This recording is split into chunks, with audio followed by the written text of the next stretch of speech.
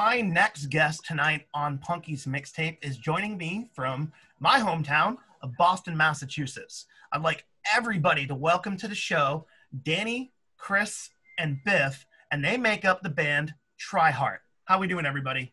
Hey! Good. Happy to be here. Well, happy to have you. Absolutely happy to have you.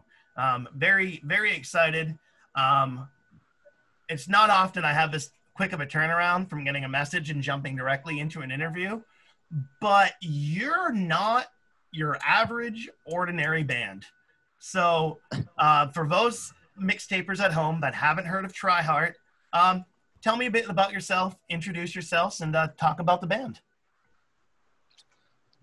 Yeah, so I'm Danny. I'm help along with the rest of these guys make the Game Boy music work out of the Game Boy.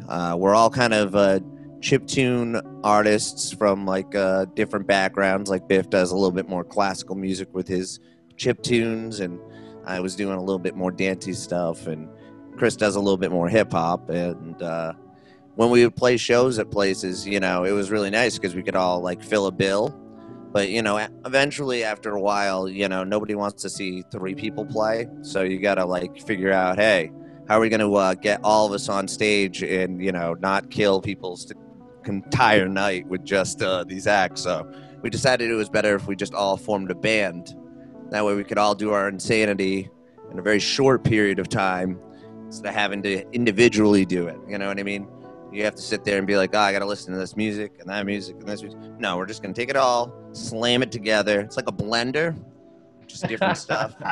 You talking about my show's formula right now? Because that sounds exactly like a mixtape. Possibly. Do you have two other people that you've consumed to make this show? We've got Willis, Unique Unknown, DJ Matt Perry, Adam Review, Raw Beef, my better half, Betty Mage on camera, and myself. So there's 7 people so far that we've consumed on the mixtape to make this all happen. Oh, wow. So it's like a Voltron more so than anything. Dude, we're going to form into our ultimate, and it's going to blow everybody away. I get to play the ankle. I'm the Achilles heel. The Achilles heel. There you go. That's nice. So as long as they put something really like nice around you, some nice metal armor of some kind, or you know what I mean, just shield you from the realities of everything else outside of you, then you'll be fine. You know what I mean? I'm hoping that I just get like one of those like little like sock ruffles that like little kid socks have. Ooh, that's nice. Yeah, and only that, just that one side. Nice. Right. If I'm gonna be a giant robot, I at least want to be pretty about it. Well, exactly. I mean, it's your part of the robot to, customize how you'd like. So if you want the frill, you should have the frill. But you know what I mean. At the same time, I might have one of those like ankle bracelets. You know what I mean? Like that was my jam personally. So I would have like, my name on it. It would have said Danny in those like little square letters that you beat on there. And then maybe it would have had a seashell, just because, I'm from New Bedford, and, down by the beach, I would have taken one of the seashells, put it right on my ankle there. That would have been me. If we were a Voltron. I don't think we're a Voltron, though, unfortunately. We're like... we're more like a We're like a wheelbarrow. Nice. It's just one wheel in the front, and then 2 people trying to, either ride in it or get pushed. That's a hell of a description for a band. It's usually, I've been thinking about this a lot. I won't lie. How would you It's describe a wheelbarrow. Well, how familiar you are with lawn maintenance? What about you guys, Chris and Biff? A little bit about yourselves. Chris, you want to go first? That's Sure. sweet of you. Yeah, like Danny was saying, we all met doing video 8-bit chiptune music on Game Boys. Danny showed me how to make music on a Game Boy. I used to make beats on Fruity Loops, and I had a couple other hip-hop projects. And one day I met this character here, and he said, look at this CD, and it was like all this 8-bit music, but it wasn't like video game soundtracks. It was like 8-bit music that people made by themselves, and I was like, "Whoa, this exists." And then I lived in the middle of just New Bedford, like this, the ghetto, and like this dude just showed up to me after I sold some girl a bag of weed, and he was like, "You seem cool. You play video games," because I would let her borrow like Donkey Kong for the Wii and stuff. And he's like, "Check this out," and I was like, "I want to check this out." So I just hung out with him like every day. We would stay up till 4 a.m. on a couch like this, and he would show me. It was this couch, actually. It was this couch. No. It gives us all the these power years. we need. Yeah, and he showed me LSDJ, which is a video game music program for Game Boy. And then I was like, I don't care about anybody else. I just want to make cool, stupid Game Boy beats and smoke weed till 4 a.m. And then, and then we eventually did like the con circuits. We did PAX, every year, and all these like random, terrible cons. I'm not going to name a lot of them, but no, they were fun. Only the good. We won't villainize the bad ones. No, they were great. I mean, Mostly because they don't exist try, anymore. We met Hodor out of it, and sometimes. yeah, we met James West, right? Yeah. What was that? Adam West? Adam West. Oh. Yeah. I was gonna James say, West. either Billy West or to that Adam West brother. Yeah. Adam West's brother. Yeah, But actually, you it's his corrected him publicist. before I could get sarcastic. So West. That's but yeah, we basically just all learned how to do this music. Biff was actually one who messaged me and was like, "Hey, I want to make all this music, and I want to put a compilation together of like people who make this." This is a good And at the time, his name was on Facebook because they didn't really care about real names. His name was Mega. Yeah. Or is there another? It was is there Mega another Mega? There was four megas. I thought. Mega. Four But megas? yeah, it was just. Yeah, it was just Mega over and over again. And this guy's like, "Hey, do you want to put your song out on my compilation?" And I was like, "No, because your name scares me. It's too many megas, and I was it too don't big? know who you are. You're Oh my scaring me." God. But he ended up being one of my best friends. After I realized his name wasn't Mega a bunch of times. Not He had a really. real person name. He had a real person name, yeah. And even then, I didn't know his real person name. And Danny sent me the link, and he was like, "This dude wants to do a compilation with us, but I don't trust him," or something like that. He's like, "Don't give him music for free. Just see what's up with him." And da da da da. His name's Mega. I don't know about that. He keeps maybe if he takes our song, he'll become even more Mega. We have to be careful. Mega. Biff, Mega, is this all checking out? Mega, or Biff, whichever you prefer these days. How did you get roped into all this? I'm curious. Well, I'm glad that Chris and Danny went first because Danny's really like the heart of Triheart. Triheart is really like he came up with the idea. He knew Chris, and then he knew me, and then introduced me and Chris together. So Danny kind of really built everything. So I was going to UMass Boston at the time, and I was like, there is an organization here called Boston 8-Bit, which now me, Danny, and Chris help run. But at the time, Danny might have helped run at that time, but I did not. So I was learning about the chiptune scene. I was doing like my thesis on chiptune and stuff like that. And I learned about like different chiptune artists like Diamond Machine, who's Danny, and Astrologic, who's Chris. And so I did reach out to them. It was the first thing I ever did that was like music business wise.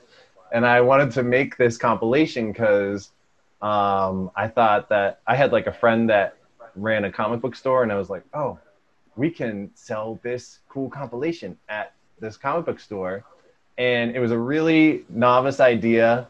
I like it. I generally like the idea. I don't know what's so intimidating about that, guys. Well, I think what happened was like I was Too like, many oh, adjectives. I was like, oh, if we all Started from chip the in bottom, $10, now we're here. we can make the CD. And Danny did not like that idea, so so I was like, oh, never mind. But then Chris was the only one who submitted anyway, so the idea did not work out. But it started this beautiful friendship with Danny, who later introduced me to Chris. And yeah, we did shows together, cons, and then Danny, we were getting ready for PAX one night. We were going to play PAX as 3 separate people, and I play violin and Danny does Game Boy. So I was like, oh, this is working out really well. And then Danny was like, oh, you should let Chris rap. And I was like, at the time, I was like, that's such an interesting idea. I don't know, but I love Chris, so let's do it. And now this is my favorite thing. This is my life. Triheart. I'm married to Triheart. I don't date anybody. I'm dating you know. So yeah. He belongs to us, ladies and gentlemen. Property of Triheart. Oh man. So you bring up something that's very interesting, which we haven't gotten to yet, is what is Triheart actually made of? And as you had said, it is made from a violin, Game Boy being modulated, as I can see, and a vocalist doing hip hop vocals. Where I have never seen anything like that, and I'm from Austin. I've seen some shit back in the Jam Space warehouses down on Cambridge Street. Like, I've seen some shit in those practice spaces, and that's not one of them. It's a fairly unique idea. I mean, how did that all come? So I know how it all came to be, but how was trying to put that together at first? So the first kind of thing that me and Biff worked on together was he was trying to put together a piece with the Boston UMass Boston Orchestra. I guess it was his thesis was making like was it Biff a I can't do music words. Concerto. Yeah, that's right. That's it. Yeah. See, I'm trying to. I don't remember any of this. That's right. It was called the Game Boy Concerto. Yep. Yeah, and then you needed help basically having like doing some instrumentation on it because pretty much you had it written out. It was just like making cool sounds be cooler, and so I just kind of helped you with that. And a good friend of ours actually, Craig Rebello. You can like go out there and find a lot of his music out there. Is Best Defense, but we worked on this this piece together, and then Biff kind of was able to like see like how like the orchestrated music would work in relation with like how the Game Boy could play and what like sounds it could come up with. So from there we kind of started, he would like write more of these pieces on Game Boy, and I would kind of help do some instrumentation and like do like like the layout of stuff, and then we would play them live. So I would like handle the Game Boy aspect for it in the live setting, and he would play the violin over it, or viola, or whatever. And basically throughout the course of that, I would kind of get him to start doing some covers or something like a little bit more popular culture music wise instead of like these like viola in D major like type tracks. And that at first there was a little bit of resistance, but Biff deep down loves pop music, and he loves like hip hop and just like anything that has a beat to it. So it kind of like think eventually it just like clung to him. And then from there, it was like doing those kind of like shows, at, like different expos and cons and stuff like that. And one of them we play pretty regularly is PAX East, except for this past one because the insanity that ensued. But yeah, it always ends up being like different acts playing, and our act was a little odd. to have like a violin and a Game Boy playing together, and from there we like managed to like wiggle Chris into the show from these like popular culture kind of like songs that me and Biff were already doing covers of, and then from there it was just like taking what instrumentation and what work that we've done in the past, and just kind of trying to throw it all together to make just like backing tracks that made sense for all of our style of music. So like Biff likes really like classical pieces, so we try to like throw a lot of like really deep structure into the songs, and we give him a chance to wow us with his skills on some solo violin. And Chris really likes songs with like really catchy hooks and some like deep lyrics that kind of come off maybe as like a little bit more poetry. I don't know. I guess that's more for him to explain, but that's kind of what I get out of it. And then me, I just like to make bleep loops. So I just I'm just like the one that's willing to stare at the screen for 8 to 10 hours a day. I can absolutely relate to that. Yeah. So I'm always marathoning games and stuff like that anyway. So I was just like, just let me stare at multiple screens. I'm completely fine with that. Yeah, like Danny has like a high score in like one of the Mega Man games in like the whole universe. So he's like the super gamer. Him and Biff were like making these like ridiculous violin Game Boy jams, and I at the time like broke away from chiptune because I was disgruntled with it, and I made Dead Boys, this rap group, before all that. So it kind of came full circle when we got back together. I was like, well, I have these raps, these different raps, and it kind of was just like figuring out at first it was just a ploy to get all of us to play at these bigger events, because at the end of the day we were playing all these shows together, and as they got like a little bit tighter with budgets and things, we were like, all right, well, we'll just make this band, and we'll, even if it's just all three of us playing our individual songs while we dance on stage, we're just going to do that, and then be able to like get a hotel and party together, because that's what we like to do. So but then it's it kind of just built from there. It's just like finding different things that mesh together, and just going over like our old work and being like, hey, that's like a really cool song there, it'd be cool if I did this over it, and kind of just like taking each other's work and being able to pick it apart and find what like things were cool about it, and then just like restructuring it into something brand new. It was a lot of fun. It was a beautiful like expression of friendship, and I loved what we were doing when we were doing it all the time. You can actually see all this stuff on YouTube, like our first PAX performance is on YouTube, the Game Boy Concerto is on YouTube. So I love what we were doing, and I think we're finally starting to get some like positive feedback, but I wear this with the badge of pride. We've been called a dumpster fire.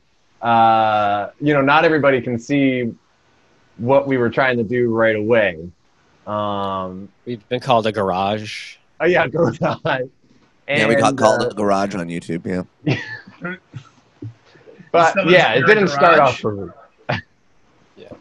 We have this really hilarious review from these dudes from Ohio who did this like nerd blog, and basically the review was just like they saw us at MagFest, a convention called MagFest, and they just did not know what to think of us. They were just mainly confused. And maybe we came off as confusing at first, but I think we're really we really know how to work with each other now. I love the music we're creating. I also like think we always tried to be like, with this project I wanted to be like a little bit ahead of what, because being in the chiptune scene, it's like everybody just goes and they play their Game Boy music, and that's cool, but it's like with so much love for music and the chiptune scene, it's like I had an idea that we could like transcend chiptune, and you don't see a lot of bands with like vocals and chiptune. Like there's Anamanaguchi, who I don't know if they do many vocals in their songs, but I don't think they do it. Yeah, so it's like we kind of wanted to like almost throw some sort of like more of like a structure in there and be like a band that could perform. And instead of having a guitar or something, it's like we have Biff, who's like a classically trained, violin player, and Danny's just like making these super dope Game Boy beats. Like, who wouldn't want to rap over something like that? And like violin's such a traditional hip hop instrument that it's like it has to work, right? Like, well, especially there's a deep connection from hip hop and rap, and like you said, where Danny was saying that you could prefer almost poetic vocals, which is very common. You tie the classic violin with spoken word poetry. It obviously transposes perfectly into hip hop and rap music. They go so well together. I love this a nice slow drony halftime violin that's over that double time hip hop beat. It's awesome, and that type of thing stands out to me. And you're right, not somebody immediately is gonna just right off the bat see what you were trying to do. I can imagine, especially in the early days of it. But from what I've seen, it definitely seems like a pretty tight ship. I checked out some YouTube videos, and I was just like, oh yeah, I got. Oh, thank you. I immediately was like, all right, Triheart. Saw it, and I'm like, all right, they're kind of in the and to use the term, but in the chiptune, the nerdcore side of things, which I wear proudly a badge of myself. And the Triheart, I was like, oh, this is definitely a standout name. I'm definitely getting the Nintendo references. But, oh shit! Looking good there, Punky. Damn. I don't know, you can even see, but this is a black on black. That's a Zelda Harry, yeah. Oh, yeah, I got that tattooed on my arm there. So I was like, all right. He's one of us. Oh, absolutely. You're speaking right to the language right here. Us. Dude, that's the thing. As a drum and bass producer, I was like, man, I gotta have a lot of fun with these types of tracks. Yeah. Oh, yeah.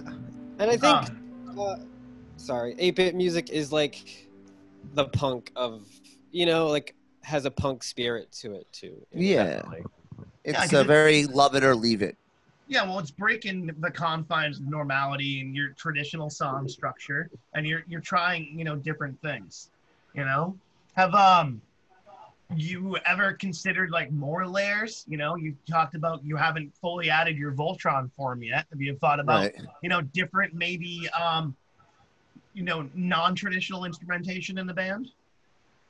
So at least slowly, just adding things to what we're trying to do with like, just an example, like adding another Game Boy to what we're doing, it just adds more layers to like what we have, because it's traditionally I'm dealing with just like 4 channels at a time. So add another Game Boy, just doubling things can like really add some depth to just like some of my stuff. But absolutely, on our next song, we've got a good friend of all of ours, Matt Zappa, who plays in the band Math the Band, and awesome Walter Sickard in the Army of Broken Toys. Yeah. He joined us for one of our songs, Shadow Fighter. So we'll have some like kind of metal, speedy drums being played over that. So that'll definitely add to that. But I think for the most part, it's like kind of just adding, more I guess more knowledge to what we can do with what we have. And then, if we can have someone cool join us for a couple songs or whatever, that's great. But yeah, it's always just like kind of like seeing what more we can do with things. So like Biff plays violin and viola, so we try to keep that in mind when we're writing a track on what he's going to use and versus what instrumentation I'm going to use, and always trying to find the right formula of things to make the whole track make sense. And then once we kind of like form that together, then somebody like Matt Zappa, for example, sees that song and he's like, I want to play drums on that. And we're like, absolutely, please. Yeah, that's fine. Yeah, and I think for the next album, we were planning like to do like a really friendship-based album. So we kind of wanted to get a lot of our friends that do music to come and play on it. Yeah. and that being one of the tracks. Nice. Yeah, that one. And then our friend And there's Neil. Neil Brick Breaker on the interwebs. He does Game Boy music as well. And for years now, I've like written some tracks with him. So one of the tracks that we actually two of the tracks that we are doing or have out now and are continuing to work on stuff with him. So he's always kind of like our fourth member. That's you know what I mean? Our secret fourth member. Oh, secret quad. Yeah. Yeah, it's like our fifth deal, you know. He's our Tony Ayo. Do you refer to yourself as ventricles? Or do you now? That'll be my first time. No, Mark that right like off with the anything, list you of have to things evolve do and with change. this. And he does like a punk singy thing. Like we want to get a little gym class hero situation going. Yeah. Oh, shit. With the You might rap be dating and the yourself a little, Chris. Oh, that'd be fun. Yeah, I think it's like all about what makes sense for that song and like what kind of vibe we're going for. Because even still, like with us, like we all still have like different affinities for different kinds of music. Like, especially like with us growing up, like you know, I grew up listening to you know maybe some like classic rock more so, and maybe some top 40. Biff's a little bit more pop and classical, but you know, Chris was listening to Korn and Slipknot, so you know, it was a huge metalhead. you know, it was really hard for us to. It was really hard for us to convince him not to want to wear masks all the time on stage and not name ourselves by numbers. But yeah. My brother there's- just shared it. There's an appeal. There's an appeal to that. I'm not gonna lie. You know, the whole Absolutely not. costume thing. I just knew it would be too hot every single time on And you're stage. It's you're just- right, because when I first started DJing, I was wearing a mask with 10 years ago, Nice. and it's embarrassing to think about now because it's gone very more minimalistic as I've gotten older. But man, it's fucking hard. Playing a show is hard to breathe in a mask. Everyday life, you could fucking suck it up. But Yeah, right, exactly. I just want to make sure I emphasize the difference because sometimes you need to Oh, write sure. things out for crayons and for Americans. Yeah, no, exactly. And plus, on top of that, those masks are made to be worn. These are usually like, again, a Voltron / Power Rangers / Jason mask that are, you know, poorly Shout out made. to the costume and mask Do nothing for wearers you. on stage, because after I wear nothing on stage and I'm like, "Ugh," like I'm like a sweaty Literally nothing. melted puddle. that's what Do they're these usually interviews and I about. get sweaty, so I understand that entirely. Remember, like Guar, as I've Oh, hell yeah. Yeah. Oh, shit. Yeah.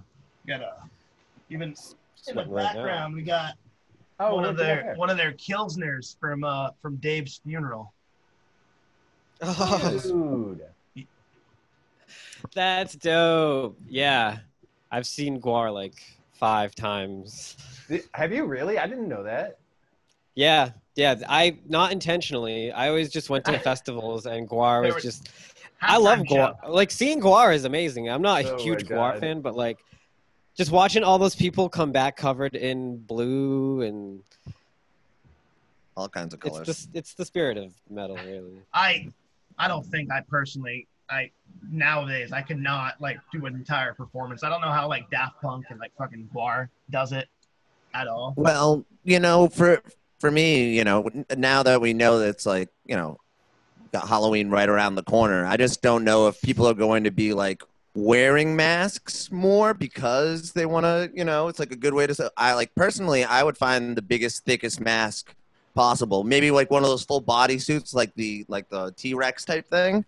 Then maybe social distancing would be a little bit easier because, you know, giant T-Rex suit, Marshmallow Man, Michelin Man. Bubble Boy. I don't know if Bubble anybody Boy. remembers Bubble Stay Boy. puffed. Yeah, Stay Puffed. Good one. Yeah, Stay Puft. So I don't know. Maybe we'll see a return of the masked bands / you know, just parties in general. Just I you didn't know, think hey, about it, but maybe Halloween Mushroom Head sounds will like it's get going to their be the comeback. safest fucking day of the year.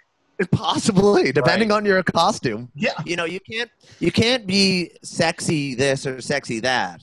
But if you're overdressed this or overdressed that, then you might have a shot at it. Maybe Possibly. the U.S. government needs to fund Slipknot so everyone becomes a maggot, and then we all wear Corey Taylor Slipknot masks, and that's how we cure the virus. Nice.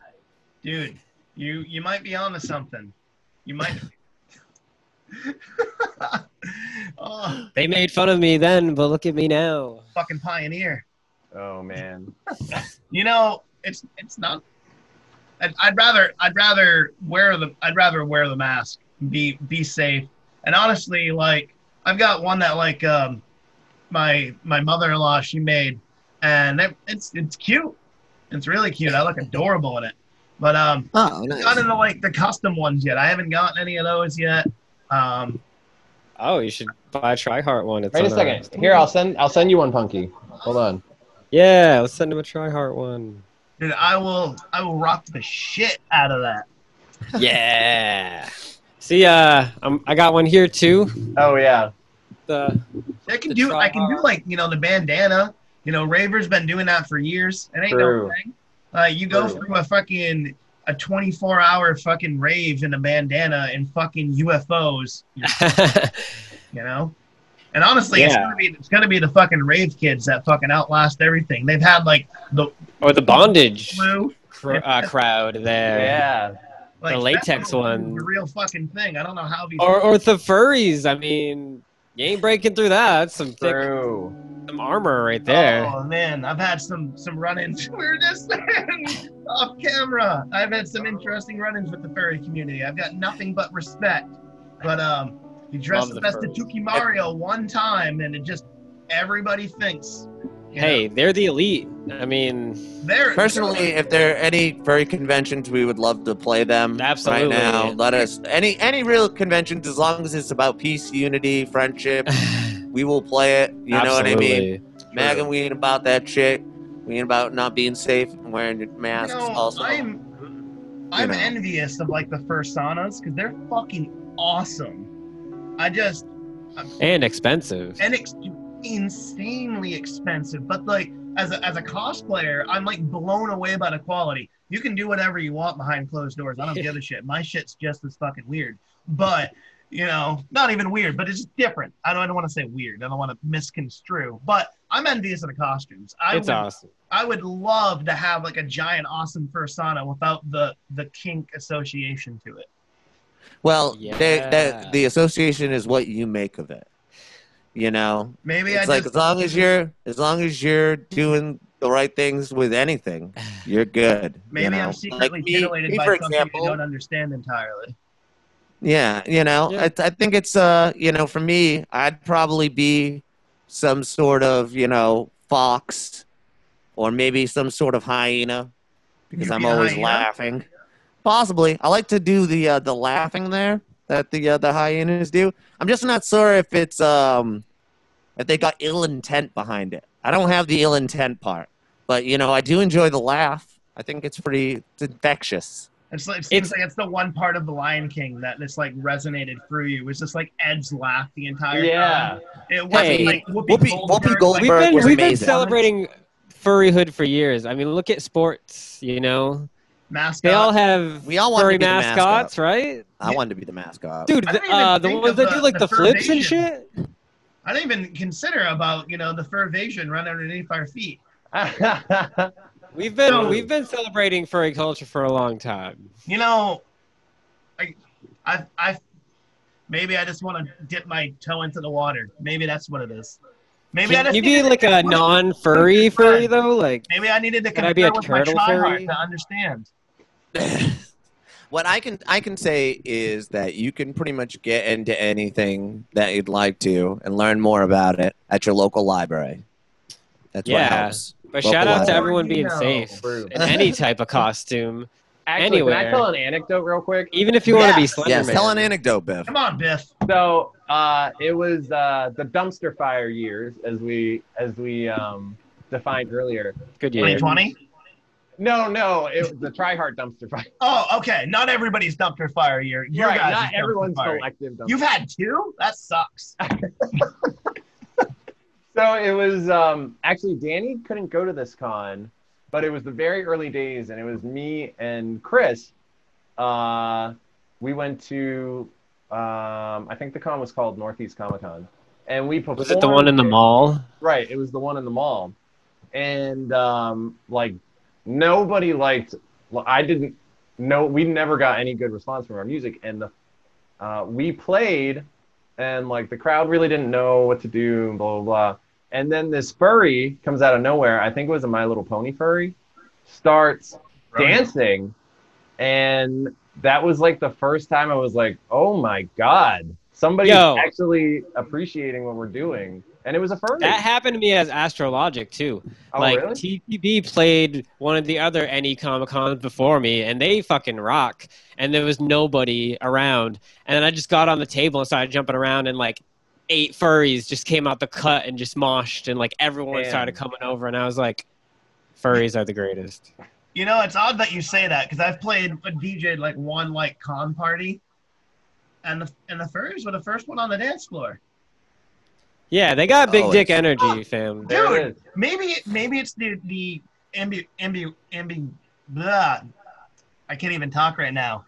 The ability just to be anonymous on the dance floor. Yeah. You know, and then embrace your different side, that confident side, that first on. Because I know, like when I cosplay, it's so much easier to just to like go out and be in character and fully embrace that and in the moment. I get that entirely. You know, maybe there's something to this more, but we just never even realized until right now. Right. Yeah, it's like we each have our own like personas in a different way. That's kind of like how the band got together. It was just like these weird personas that we all have. You know, Chris, you know, being like a person who's really, you know, into hip hop and doing like his rap project Dead Boys before, and then me just kind of just doing like Game Boy music as Diamond Machine, and then which is like a little bit more dance and stuff. And then, you know, Biff is like whole persona, and that was like, I always encourage people to listen to Biff's old music. It was it's you can find it on Bandcamp. It's called Biffle Cup, and it's like Biffle. I'll even spell it. Cup. Thank you. And it's a lot of it is spoken word and of different speeches. I think there was like an album that was just mainly focused on that, but thoughts and speeches. That's right. It's his own brand of what do you used to call it? It's classical music for people with ADD. I think. Yeah. It was 8-bit music for ADHD listener. But it's very speedy, classical-esque music with some really powerful and important speeches by some people with uplifting things, and some people, you know, some of the evil that they've, you know, or the shitty things that they've said, and how that's, you know, affects said communities and stuff. I don't know. It's a very powerful stuff. He kind of tries to step away from it now, but I think he should bring it back, especially in these dark times. He did a Bernie Sanders thing with one of our beats in a similar vein. Yeah, a long time ago. Yeah, is that still up? Sanders. That's our first YouTube video. I like combined our music with like a speech Bernie Sanders gave. Yeah, that's kind of like what you used to do with the Bandcamp. That's interesting. Yeah, that's really interesting. Thanks. Yeah, but then I was like, I'm young. I should do like young people stuff. I'll save that for like when I'm. I say you should do something now. But yeah, that's kind of like our whole mentality. Like, yeah, because like Danny has his like classical rock roots, and he's just like the Game Boy dude. Biff, I always go to him when I'm like, give me some of that, some scales and shit, and then I'll make him into a 4/4, and we can bang out and like sample some fucking Cardi B shit over it, like some Cardi B like cuts, like, you know, it's just like, oh, I thought we froze. It's the mixture of the three, you know, and it's like friendship and unity. Friendship. That's you just with your powers combined. And that's what you know, like furries, anime, it's all associated with the Game Boy stuff. It's like a kinship. I don't even know how to explain nerd it. culture. Yeah. It's like if I went to a weird convention that I didn't like had a bunch of different stuff, and there was like a furry area, I might end up over there because it's, you know. You know, I would just like to point out that I tried extremely hard to pull the conversation away from what Chris has just so quickly brought it back to in less than 2 sentences. I was like, oh man, we're going to talk more about our band and the friendship. Personality. Yeah, and then, you know, just derailed it almost instantly. A lot of the love that we get from our friends that are fans of our music are also musicians. So that's kind of what our next album is about. It's like a lot of features. There it is. And just edit that. And they're all our friends. Matt Zappa, Sam Mulligan. You can search all these people and they're musicians. Brickbreaker. Wreck the System. Wreck the System. Awesome nerdcore group. Probably going to make like an 8-minute song with those folks. They came out and did a show with us. Yeah, that was about in the before times. October. We were planning. Yeah, we were in the before times. Right. But yeah, we're gonna have to try and figure out how to record with them. They're out in the mid-east Atlantic area, so we're gonna try and Biff does a lot of interviews on his on the Triheart podcast that he kind of spearheads. There's a big like revolution happening in the chiptune scene right now, and Biff has like really done some important like interviews with like getting some voices out there that should be heard. Thanks. Yeah. Do you want to mention any of those? Yeah, please. Interviews? Let's hear about that. Is that right? Okay. Yeah. So we have the Triheart podcast. Basically, what happened was, one of the points of the podcast is that this has been happening in like a lot of different communities. So I'm sure you're gonna know already about this, but like in the chiptune community, basically like white men kind of dominated the music genre, which really shouldn't be happening, and because it's not owned by white men. And some effects that have been going on is like women have been getting sexually assaulted at chiptune shows, minority voices are being silenced, and so, you know, chiptune should always be like the space that when I first, you know, was made aware of it was a place that was like really focused on inclusion and people who, no matter what they were into or how they were viewed by other people, it was a place that as long as you were nice to people, people were going to be nice to you back. It's like how I learned a lot of like, you know, different programs and music and stuff like that was from people being nice and teaching us how to make that happen. So I've always tried to, you know, push that same kind of mentality because of how good that made me feel, especially in a point where I didn't really have much of an idea of like what kind of direction I wanted to go with different things, whether it be with music or just life in general. But, you know, anytime that like people like that get marginalized with it, especially within this group, it infuriates the hell out of me. So, you know, I think at least with Boston 8-Bit, in, you know, just the aspects of what I can control on social media, what I say to people or what I can like push, it's always going to be about just inclusion and just trying to, you know, especially speak up for people whose voices aren't going to get heard. So it's a hope that more of those people, you know, get justice for what, you know, wrong things have happened for them, or just in general get like, you know, to play more shows, which, you know, we see a lot of that not happening. So I think Biff is always, you know, trying to put together interviews that kind of reflect that. Especially like in what's going on now in the moment. So I'm sure we're going to have, you know, because it's September now. So, you know, 2 months, we've got a wonderful election that's about to happen. So I'm sure he's going to be talking to people about how that like kind of ties into like the stuff that we're doing and the music that we play. Cause, you know, it's all just like comes together, especially, you know, in where we're at. It's like, you know, it's like every community has like, you know, some kind of, you know, tie to what's going on in the real world. So, we end up seeing it pretty like much firsthand in our community because it's really small, and it's still international. So, you're still getting like different viewpoints from people around the world, but within like dozens of people versus like, millions. So, yeah, definitely check out Biff's, Triheart driven podcast. It usually gets posted on our YouTube, our Instagram. Where else do we post it? It's everywhere. It's on Napster. Spotify, Napster, Apple. We really are trying to push Napster, and we wanted to come back. We want to push Napster. Bring it back. Bring it back. Yeah.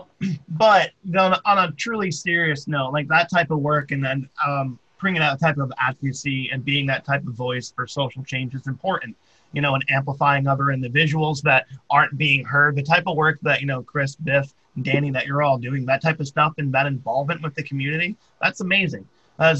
Chris brought up a point that the anime, and we might, joke a bit here, but, the furry, but the convention community, us counterculture folks, that are into those things, it's very close-knit. We look out for each other. We want to make sure that it's providing a safe space so that people can be free to explore the things that they want to explore about their life and the individual that they want to be.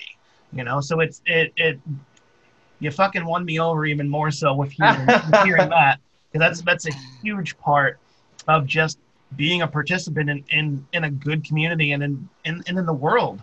Making sure that it's inclusive for everybody. Everybody's getting their voices heard and, in a fair and adequate manner, and truly defending those that are, the odds are stacking up against them and you have fucking assholes coming at them.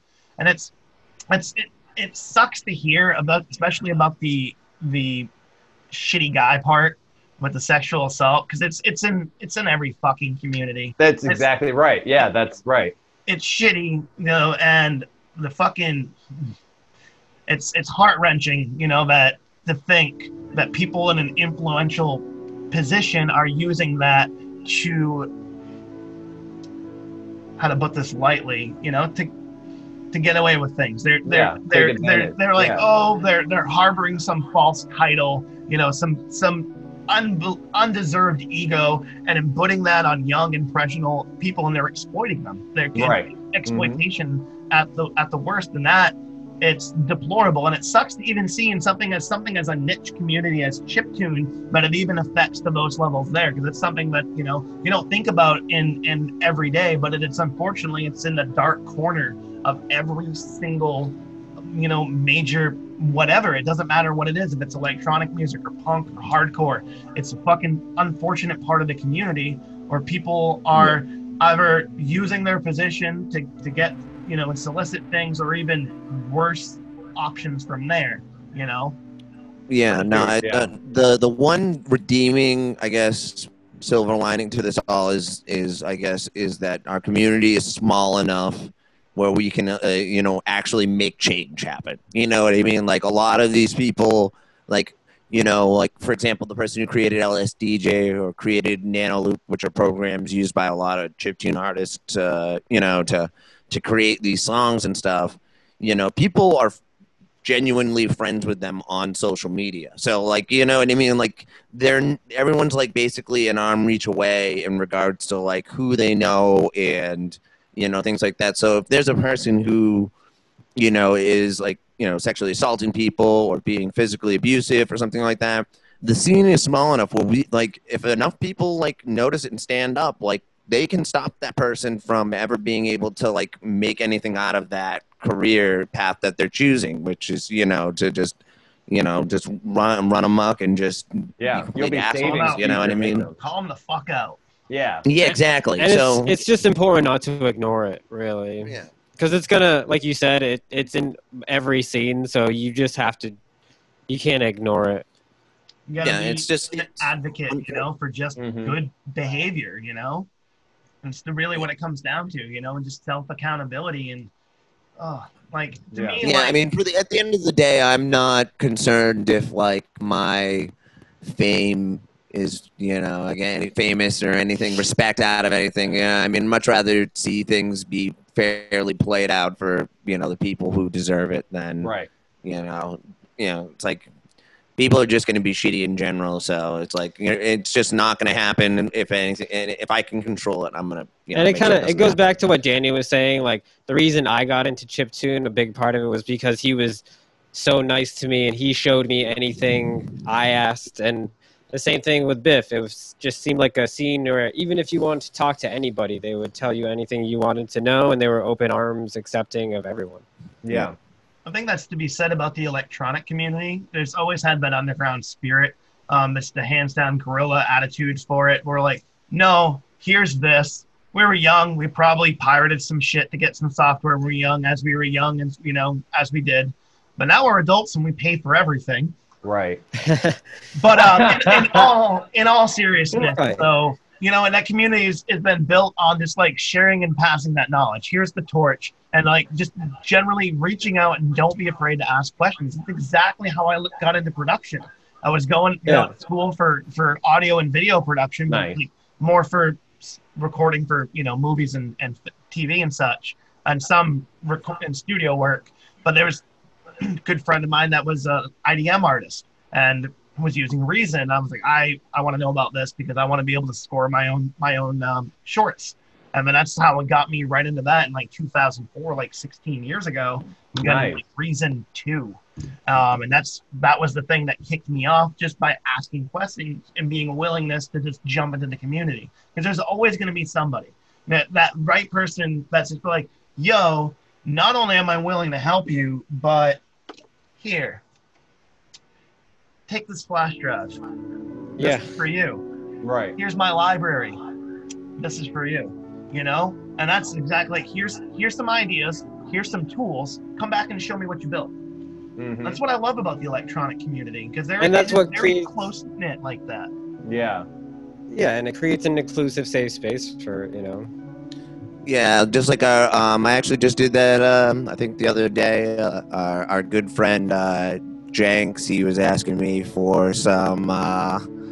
He was asking me for like some of my save files. Well, at least I offered them just to be like, hey, you want to use these? Try to find some instruments that you like from it, and just be able to like kind of streamline some of the workflow, so that way you could just be like, oh, I just like this bass, let me use that, and be able to start making something new from it. I think that that's always like important in the community to to be able to share and give out tips and just help each other all succeed, because like especially with something like what we're doing, like when one person does well, we can all do well. You know, and you have because that it's small enough to make change.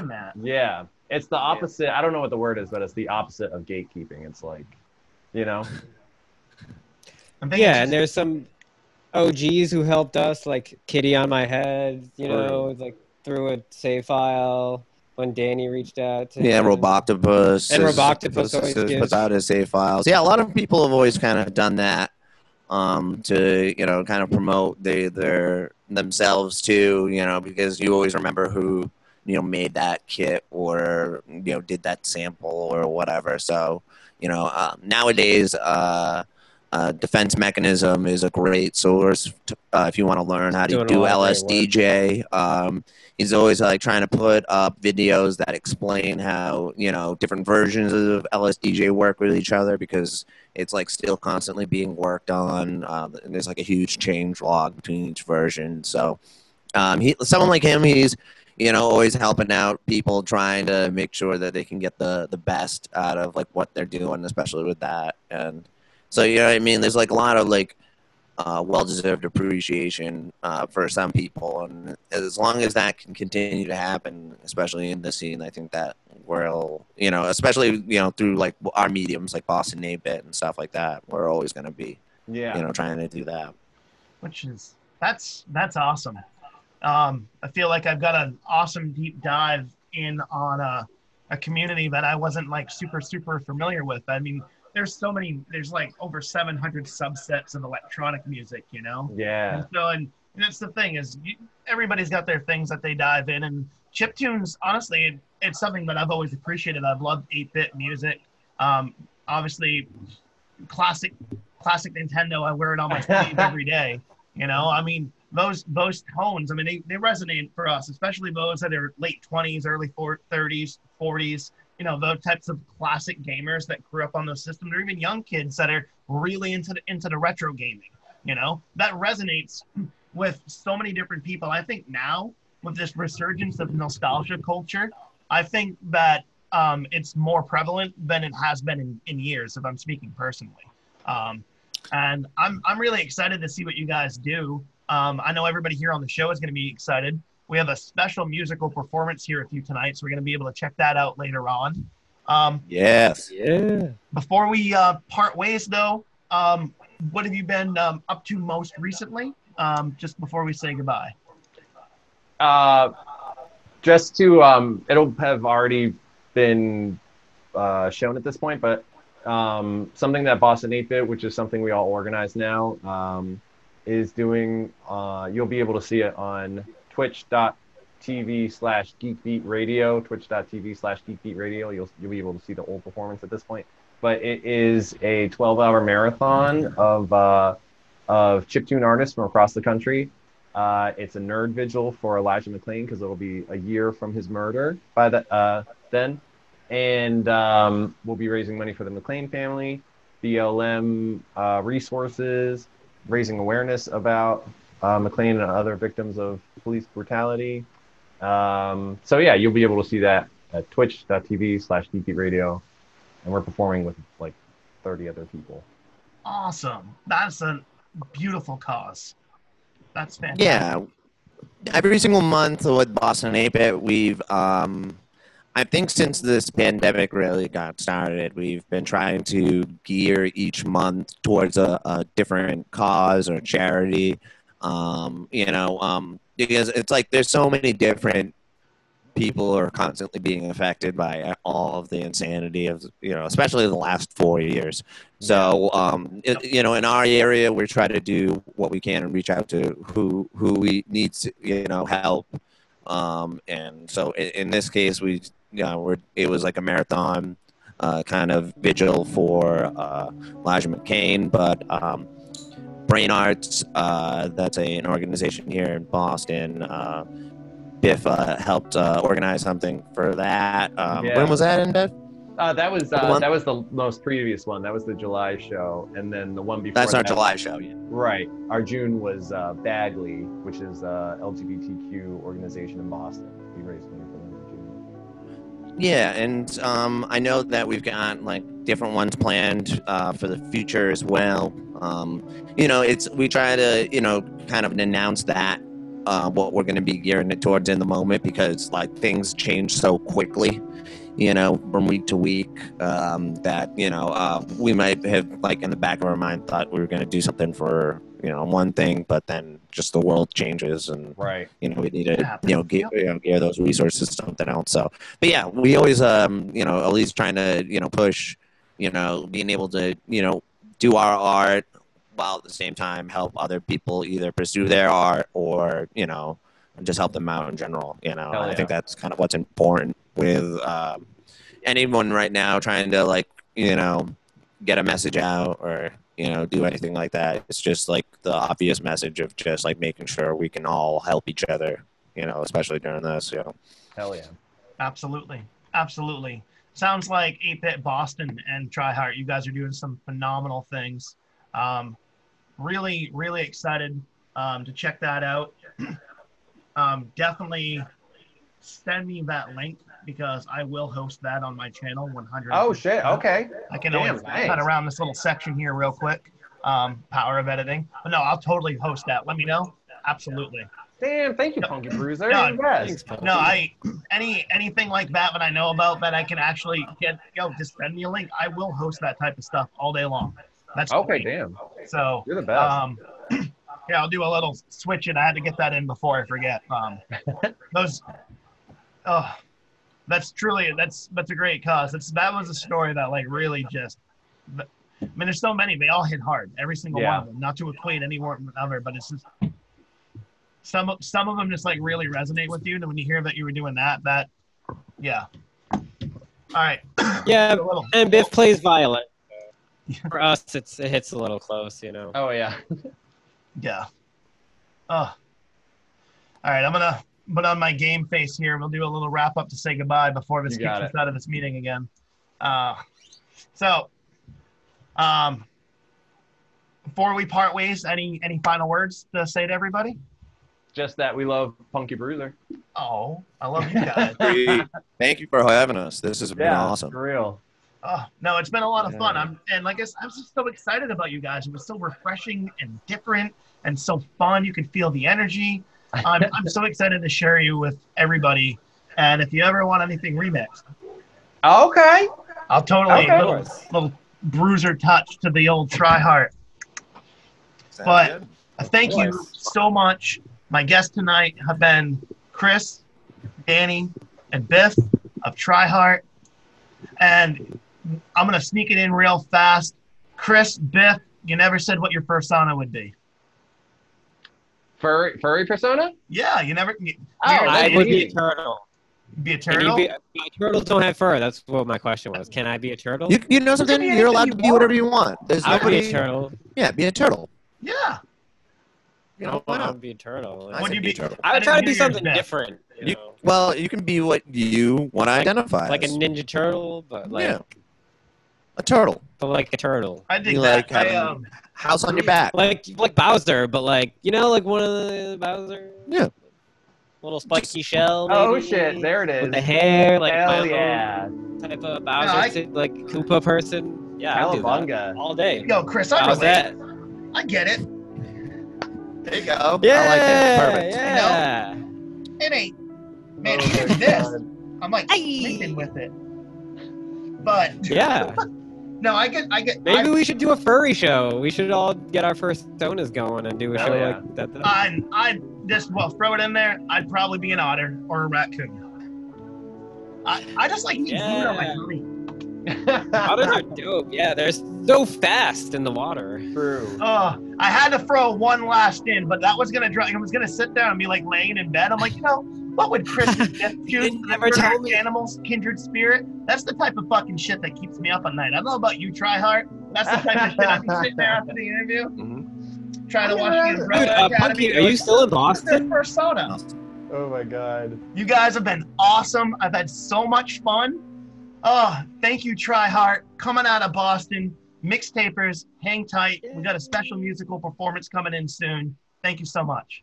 Thank you, Punky.